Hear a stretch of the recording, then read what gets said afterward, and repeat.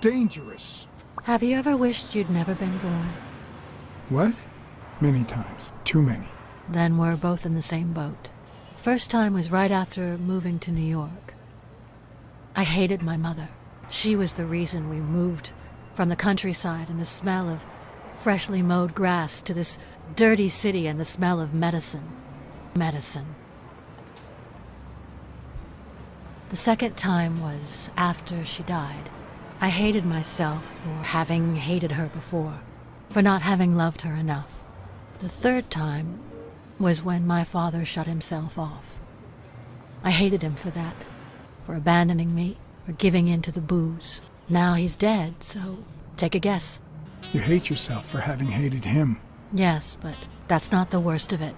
The problem is I don't know how to live without hating him. Over the last few years, everything I've done was meant to push my father far away, to avoid being like him, to avoid making his same mistakes. Without him, I just don't know who I am. And you won't even let me hate Bobby, which might actually help me. I need someone to blame. Without that someone, I have only myself to hate. I'll find the person who did this. I promise. Let me have my doubts. Although you've already come so far, I'm sorry I haven't been a little more grateful. In any case, you shouldn't hate yourself. You have such good qualities. You're as smart as you are kind. That's what my father used to say. Why would you think that? You try too hard to hide the latter. But I'm a detective. Anyway, can we just drop the subject? Did you go to my father's apartment? Yes. The thief went there before coming to the gym, which leads me to believe he didn't find what he was looking for. And what was he looking for? That's what I intend to find out, with your help. I found a picture taken during the war. Olympic 5. Do you meet any of them, besides your father and uncle? Well, Uncle Tim actually isn't my uncle. No? He and my father loved each other like brothers. Did he tell you that he saved his life? Thorpe saved your father? They were flying over Brittany in a 3-unit fighter plane. Zukovsky was the pilot, my father was the co-pilot, and my uncle manned the machine gun. Suddenly, enemy fire killed Zukovsky and injured my father, which is why he never boxed again. My uncle jumped out of the gun turret, ran to the cockpit, and managed to pilot the plane to safety. Oh, the times my father told me that story. And now... You still have your uncle. Yes, I guess you're right. Maybe he can also save me. Did you ever meet Mitchell, the doctor? Mitchell? The lizard? No, never. Why? Oh, nothing. I think I've seen him somewhere. Did you ever meet Spano? What can you tell me about him? I think I saw him once, but I was just a little girl. I think my uncle turned him into a star. That was a long time ago. I found a baseball glove with Spano's autograph in your room. I've never seen it. My father must have put it there, although I don't remember him having a signed glove. I saw your old room. That's embarrassing.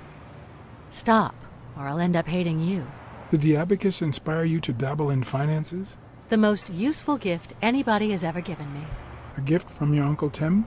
He used to say that in this day and age, a woman should know how to count. My father didn't agree, but he didn't oppose it either. People thought he was a liberal because of his attitude towards racial issues. But at home, things were different. It's odd that there are practically no toys or memories of your childhood in the room, except for a small music box. That box? It might just be my last happy memory. It's from before my mother got sick and we moved here. I loved reading stories about pirates, so my father drew a treasure map for me. I searched the whole house, one clue at a time. Led me to this enormous tree in the yard where Daddy had put up a tire swing.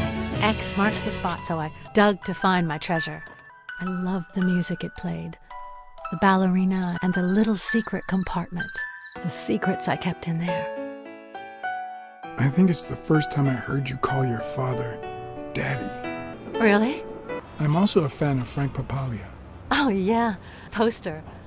I only liked him because my father thought he was too modern. Your father sold his apartment. The new owners move in 2 weeks. What? I'm sorry. I think he used the money to buy a new place with Mary Purnell. We'll have to talk to her sooner or later.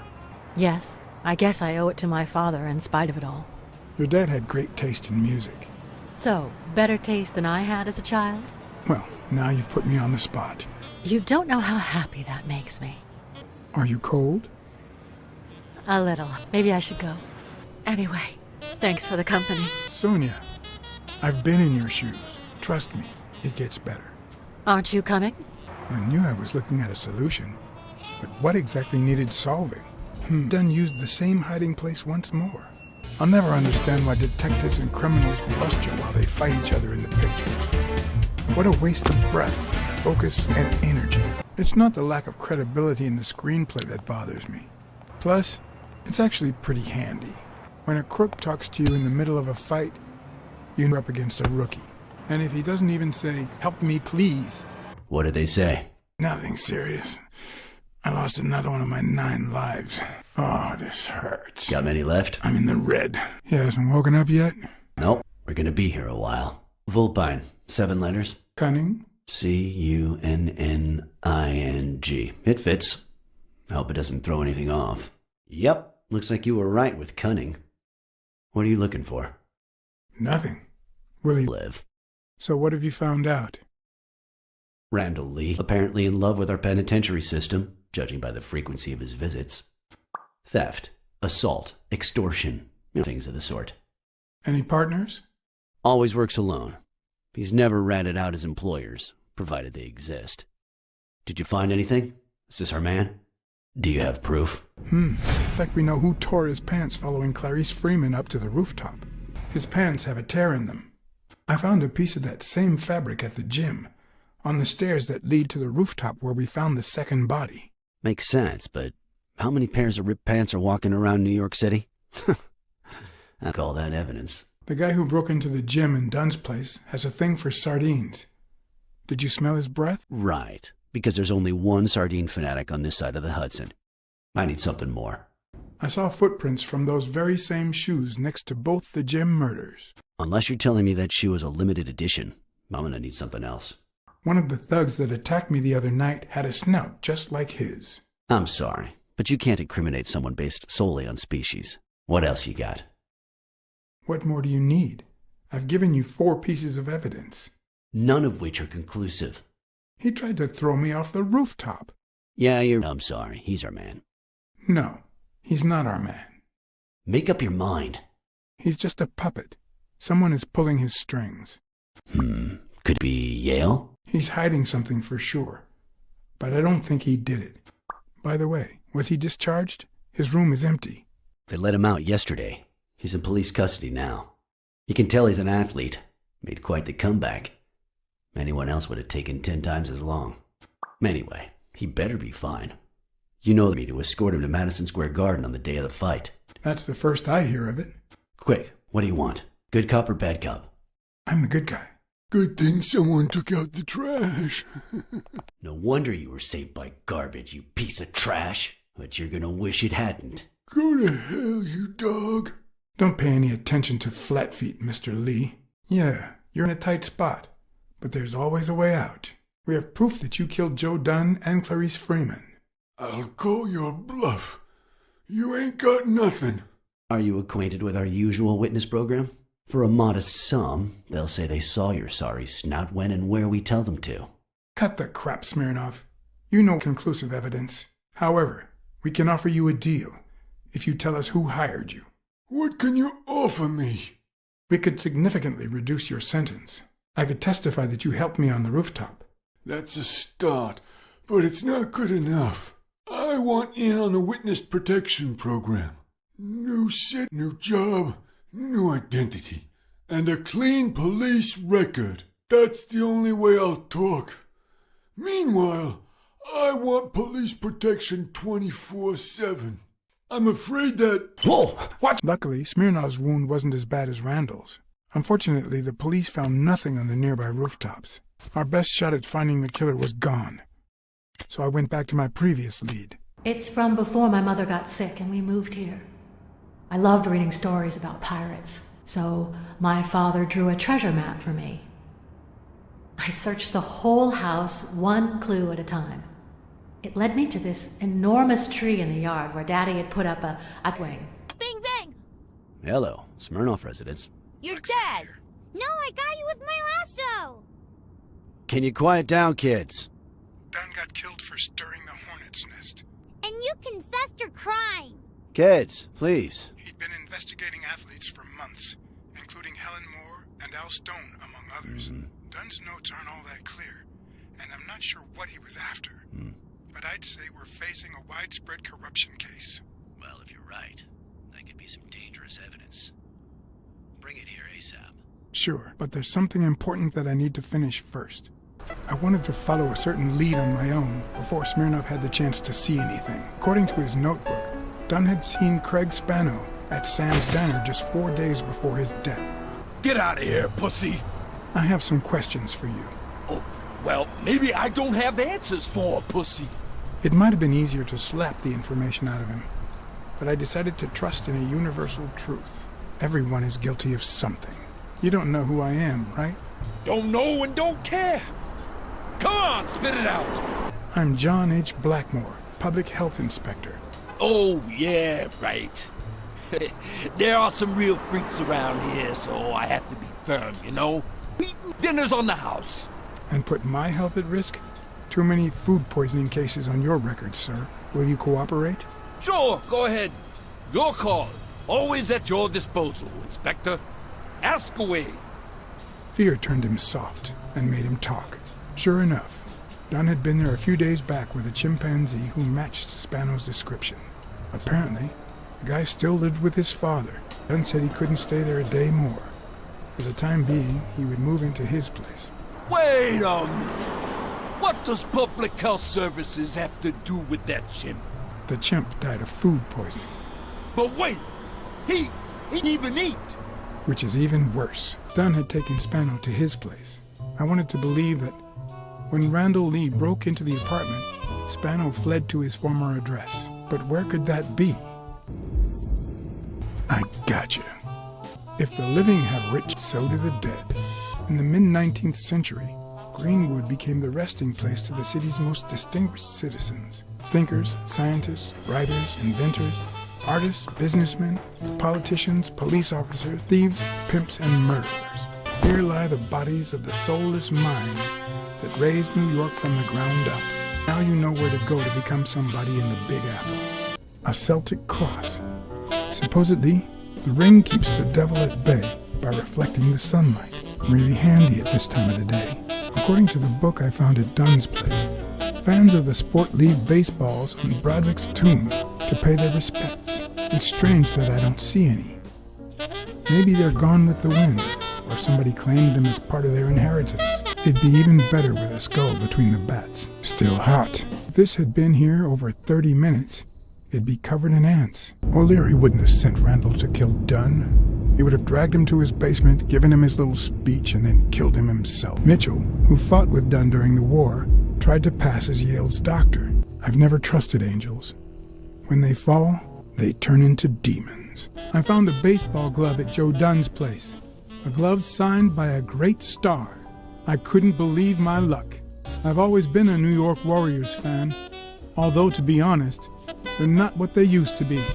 Yep, they just haven't been the same without Craig Spano. Dunn met with someone at the diner, close to his gym. Then he took that person to his house, so that he didn't have to live at the cemetery. I would have never guessed the person's identity. Who are you? I'm John Blacksad, private investigator.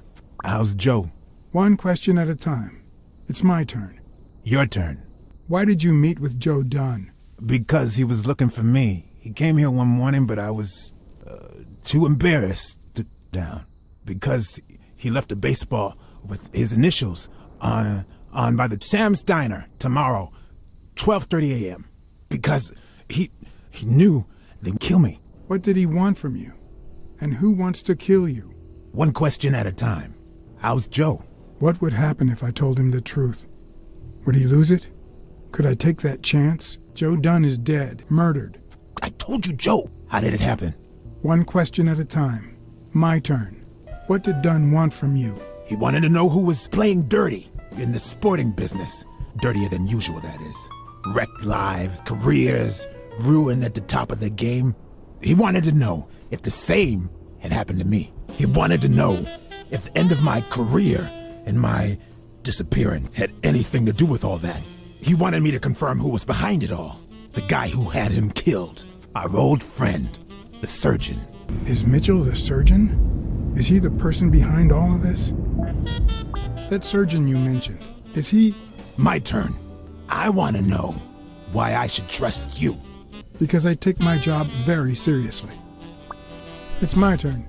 That surgeon that you mentioned, is he in this photo I got here? Ow! Hey!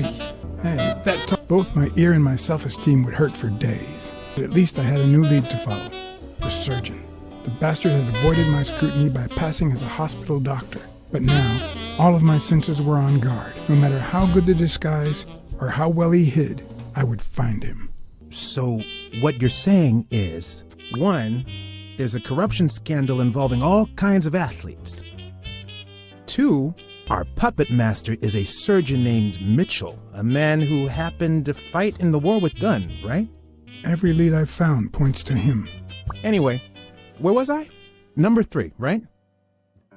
3, since was on his trail, Mitchell hired an anteater to get rid of him. Then, since you were also shaking the wasp's nest, he went after you.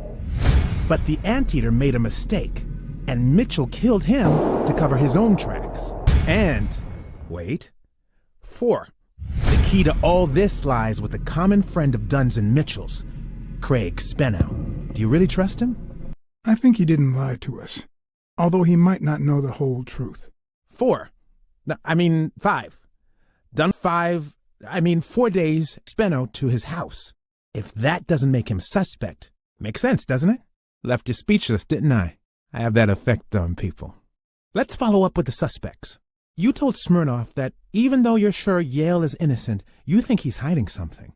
But what about O'Leary? 6. Nah, I know O'Leary. He wouldn't have sent a hitman. He would have taken matters into his own hands. What about Cassidy? 7, right?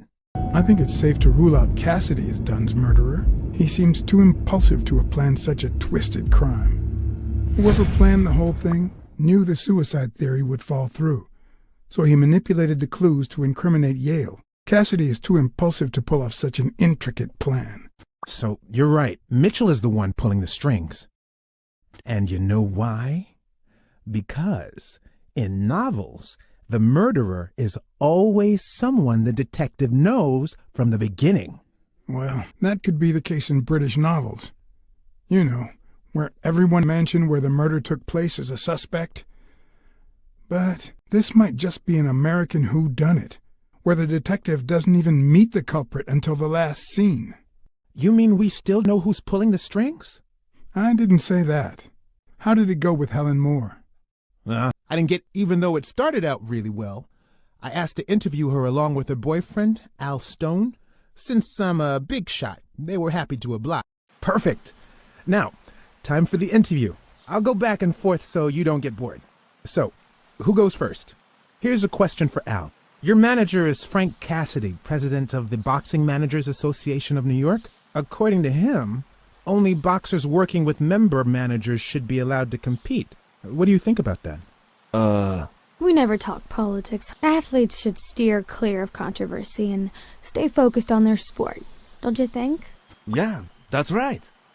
Okay, now, what can you say about the rumors that claim you were in a relationship with Desmond O'Leary? Oh, honey. It would be such a shame to mention that shady character in your article, wouldn't it? Well, why?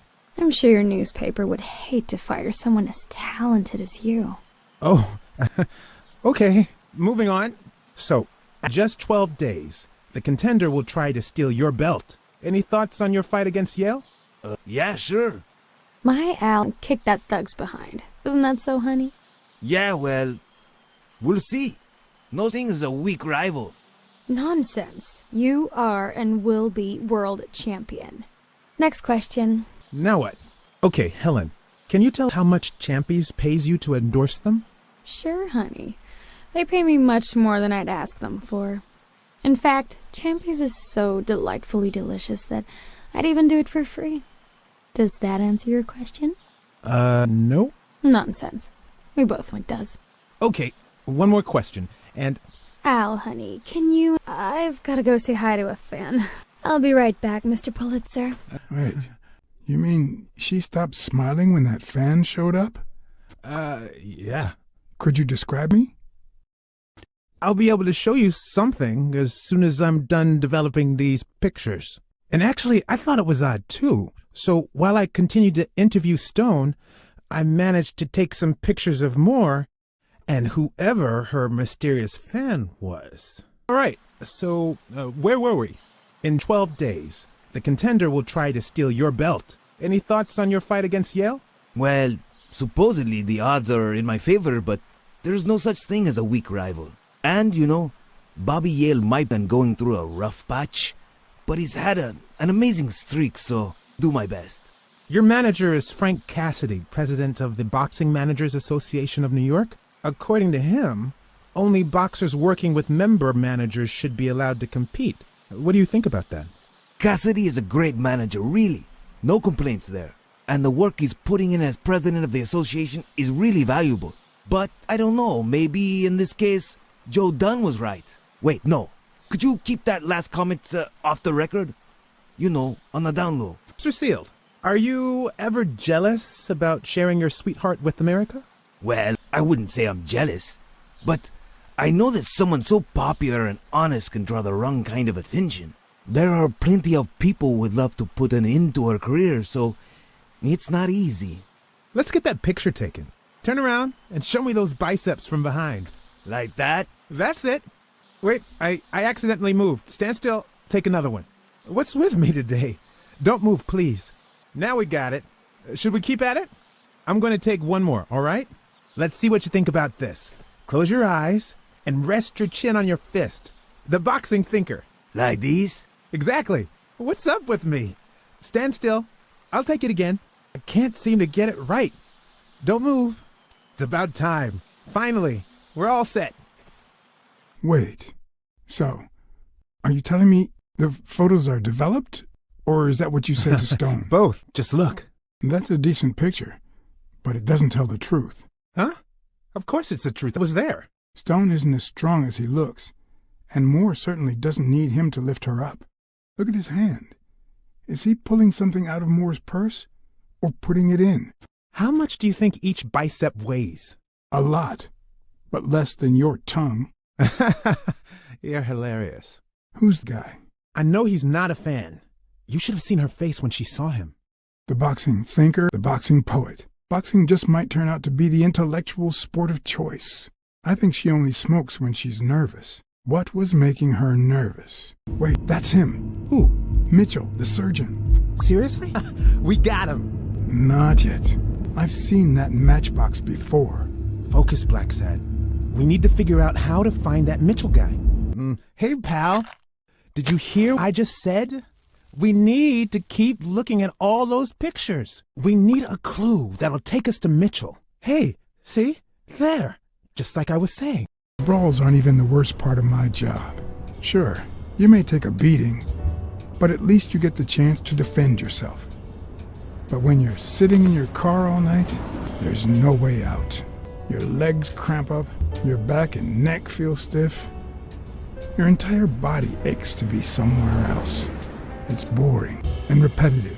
People were finally leaving the place. The bar was about to close, and I hadn't seen Mitchell go in or out. I had no choice. I see you took me up on my invitation, and you're smart. You knew not to come until my anti-fur regulars had all cleared out. I can't say no to good advice. Or good bourbon. Here's looking at you, Mr. What was your name? As far as I knew, La Iguana always stayed neutral. He played poker with Cassidy, but his joint was used as a gambling drop-off for O'Leary's operation. Did it make sense to keep faking it, or was it too dangerous not to? Blackmore. John H. Blackmore. I knew it. Although your Texan isn't half bad. Let's just say I represent certain sports lobbies I'd rather not talk about. I understand. My pleasure, Mr. Blackmore. You're natural. That sure beats your poker game. This is much easier. No one can cheat. Ha ha! You barely flinched when Cassidy decided to teach that ego a lesson. What do you want me to say? Between you and me, it's not the first time I find myself in this situation. Who doesn't have their own barber with a license to kill? Damn it. Well, nobody's perfect. Tell me, what do you really want with Cassidy? I just don't understand your motives. The truth is, I represent certain interests which make Desmond O'Leary my enemy. If you know anything about their rivalry, I rest my case. Don't worry about it. I was only curious. So, what about me? What do you want from me? No one comes to La Iguana just to drink and play pool. I'm looking for one of your regulars, Dr. Angus Mitchell. What for? We fought together during the war. I just want to say hi. Sure. Tell you what, I'll talk to Mitchell. Come back tomorrow night. You don't understand. I have to talk to him, or else. Or else what? Cassidy would be too happy about the role his poker buddy plays in O'Leary's gambling operation. I'm sure you understand that. Son of a bitch. All right. Give me your phone number, and I'll give you a call when Mitchell shows up. No.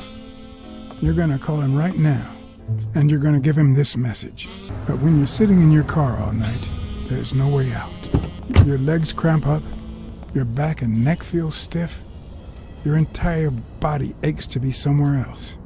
It's boring and repetitive. It's so bad that your thoughts spiral in a never-ending loop. Like when you're stuck on surveillance duty, the owner of La Iguana was supposed to tell Mitchell that a certain anteater was still alive, and that it was only a matter of time before he ratted him out. With a bit of luck, that would make him nervous enough to force his hand. Now all I had to do was follow him. He went in without it. I wonder what's in it. We'll be just fine, don't worry. Gil, stand guard right here. If the cat shows up, you know what to do. I'll be back in an hour. Could I take him by surprise from over there? Although I don't know how I'd get there. I did mess up a guy's face with an extinguisher once, but this kind is too heavy for my current needs. What does this place have to hide? According to this, to a Canadian import company. If I'm not mistaken, these are incense sticks used in cleansing rituals. A dream catcher. It's supposed to protect children during the night, trapping all evil in its spider web. It could be an Ojibwa totem pole, in which case, the top animal would be a crane. Don't you even think of screaming. I might not even talk. It looks like an arrowhead. Everything seems to prove that Gil is a Native American, and I'm almost sure that the woman in the picture is his mother. You know who'll always believe in mother? My mother never put her faith in me, and I gave her plenty of reasons when I was a kid. I spent more time in detention than in the classroom. I was a big cat, so I always took it out on the little guys. Somehow my mother managed to keep me in school until I got into college, but I never gave her reasons to believe in me then either. My parents gave me a monthly allowance, which I spent mainly on poker games and the like. So after a year, I quit. Then Pearl Harbor happened. I got drafted and sent to Europe. They told me killing was my moral duty, but I discovered it could be addictive. Not all victims were Nazis. But when I got back, I was treated like a pariah, a veteran outcast who never should have come back in the first place. And yet, my mother never ceased to... I also fought in the war. That's where I met Mitchell. They used me, like many of my people. And then they just tossed us aside. The first time Mitchell offered me to do this, I told him to take a hike. I wanted to get my act together, but I ended up begging him. I don't like Mitchell. I don't like the things he makes me do. I don't like that German rat either. But what I like least of all is myself. I don't like what I did during the war, and I don't like what I'm doing now. Do you know what it's like to kill a friend for the sake of the mission? But my mother, she always said make amends and start anew. Maybe it's time I did just that. It's number 3. Hey, it's all right. Don't be afraid, little girl. I'm a friend, okay? No hurt. To chemical agents? Subject, Brunhilde Gruner. Treatment, day 1514. The patient's ability to speak continues to diminish. Now she can only pronounce the occasional word in German. It's as if she had gone back in time, not only due to her declining cognitive function, but because she appears to have forgotten everything she learned since her arrival in America. This degeneration persists, and yet, perhaps due to drastic reduction of benzylproline dosage and an increase of ibupropion, we have observed a 3% of deceleration of said degeneration. Furthermore, and perhaps this is the best finding so far, the subject exhibits a mild recovery of her speaking function. It's not a lot, and yet we're on the right track. All hope is not lost. Subject, Craig Spano. Treatment, Day 0. The subject is a veteran baseball player who has lost speed, strength, and agility due to the regular aging process. The patient refers intense pain on the right scapula, most likely caused by an old injury. Unfortunately, due to the injury's nature, surgery is not advised. The goals of our medical approach are twofold: to relieve pain caused by the prior injury so that the subject can play without symptoms, and to help the patient regain the physical condition lost in the aging process, thus allowing him to perform at elite levels. To that effect, he will receive daily administration of strong opioids along this treatment. Day 128. Treatment so far has been a success on all fronts. The patient no longer feels pain when using his right arm, circumstance that allows him to pitch without fear. Furthermore, the patient's athletic performance is not only up to par with that displayed at the height of his career, but it has even exceeded all expectations, improving the subject's precision and focus. So far, the only side effect seems to be a slight euphoria experienced 3 hours after dosage, which subside 4 hours later, taking the patient on an emotional roller coaster of sorts with bouts of mild trembling. Treatment. Day 341. The patient's health has visibly deteriorated.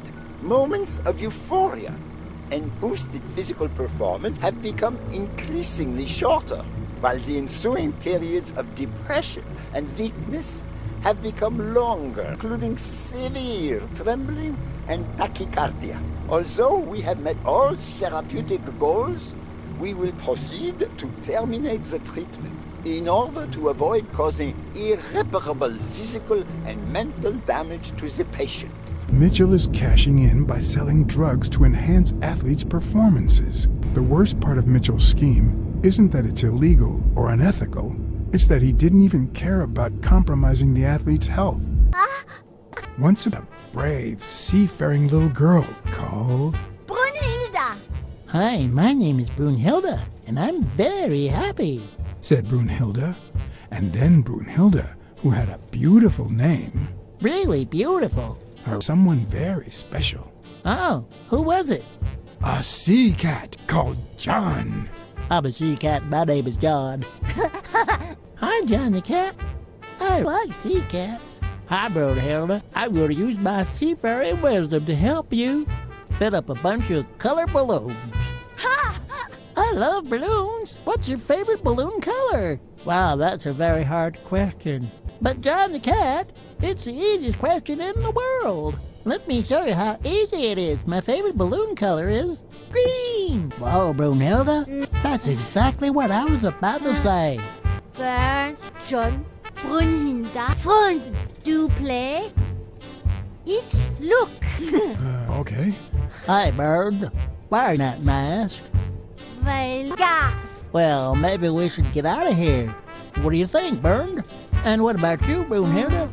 Don't you think that? Gil? You know you're not allowed down. No, you're not allowed. You right here, right now. I don't... No. Mitchell pay you for your soul. It's not about the money. It's about Brunhilde, my daughter.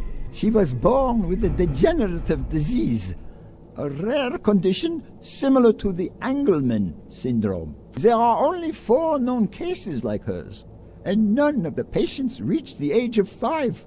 But I couldn't give up. I continued to research and found something. It didn't make her better, but anyway, that same treatment used on healthy subjects seems to improve their stamina and their reflexes. It also seems to improve their pain threshold. Somehow, the Reich heard about my experiments and tried to recruit me to create super soldiers. Yes, that Reich. We're talking late 30s, Berlin. I escaped with Brunhilde and came to your country. But the American military also heard about me. I spent the entire war experimenting with drugs on soldiers. Some were highly effective, I must say. When the war was over, my experiments were discarded. I was forbidden all access to the drugs, and Brunhilde got worse. But then God sent me Angus Mitchell. We had met during the war, and he came to offer me a deal. I would make drugs for athletes, and he would sell them. With my earnings, I could pay for Brunhilde's treatment. What else do you want me to say? What are the long-term effects of those drugs? It depends on the patient. But they all develop an addiction, even Brunhilde. They also suffer other symptoms. Some become delirious. She's losing muscle mass by the day. Others lose their ability to focus. And some, slowly but surely, lose it. About those pills. There was a bottle there before. What is he looking at? Don't dwell on it, Josh. You had to tell him the truth in order to protect Brunhilde. I would have done the same thing. Finish packing up your things and stop torturing yourself, okay? Thanks, Angus. I won't be... Oh, honey. You like living here? Yeah, me too. But we have to go somewhere else, and it's all that bad cat's fault. Yes, sweetie. We're going to a new home now. A prettier one. And you'll be happier there. Now go with Papa, honey. Give him a kiss. Go on. I'm sorry about this, Josh. We gave it our best, didn't we? What? What do you mean? Wish it hadn't come to this. Angus, what's wrong? Goodbye, Josh. No! Happy of a bitch. They were good people. I hope that made you better. I like it when you smile. You're so far from the truth. What the? A bit of extra time. The question was, how much? Spano just ran out that way.